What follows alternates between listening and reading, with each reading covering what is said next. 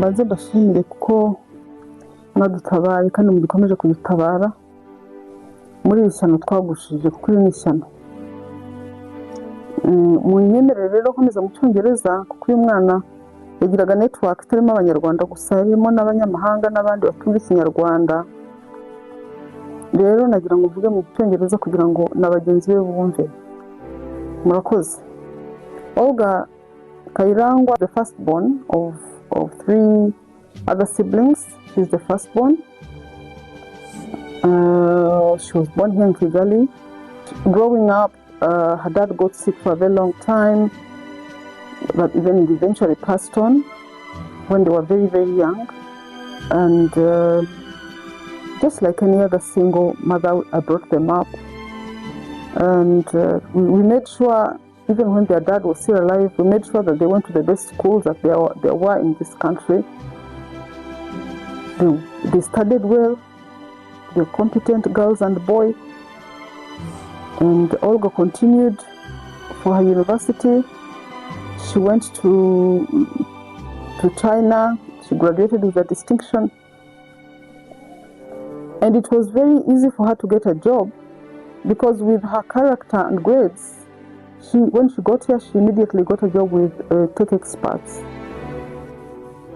She is one child who has always had her life planned. She every other year she had tabs for her life. In this month I'm achieving, in 3 months I'm achieving. So recently we sat and we were talking about going for master's degree, and we had actually obtained a scholarship and we were supposed to submit the papers. It was a master's degree, I think, going to Cambridge. And we were sure that she was going because she had the grades. But she told me, Mom, let it be for financial year 2025-2026. I asked her why. And she tells me, before I leave my job, I need to have obtained a managerial job. So I was like, how do you obtain this? And you have just started. She was telling me, just give me time. I'm going to work very hard. And I think by the time she left, she was some acting assistant to the manager. So her colleagues informed me.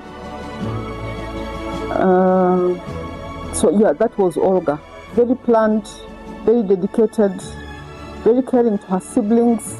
Each sibling had a different name that they were called. She called one Shidushi, she called another one. You know, they all had different names. That shows the kind of connection she had with each one of them. To me, she was an advisor, a co-driver, a go-to, really, a go-to. Somebody I sat down and said, well, now that we have this, what do we do? How do we plan? These kids were now at a stage where we would sit down together and say, this is what we have, how do we use it? How do we proceed? Some of them would say, no, priority is not me, let so and so go. That's how far we had gone. So abruptly, someone has decided to end her life. It's incredible. So what I'm asking for is justice for Olga.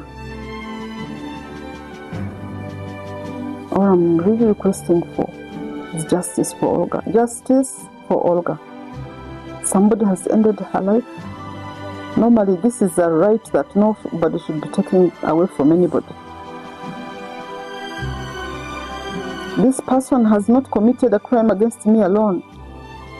This person has committed a crime against even the state. Because this was a young, ambitious and determined girl who was going far, just like any other young Rwandan, who was going to make something big for herself, her family, and for her country that she loved so much. The love for her country can be attested by her colleagues. When she was just in first year, she was, I think, the vice president of the Rwandan community where she was studying. Well, as a mother, I could talk, maybe somebody would say you are talking as a mother. I'll just stop there because we mothers know how to decorate our children. But that said, the main thing to take home now is, could justice for Olga be obtained, and in good time? Maybe this would save other young people who would have fallen, whose life would have been taken the way hers was taken. Thank you so much.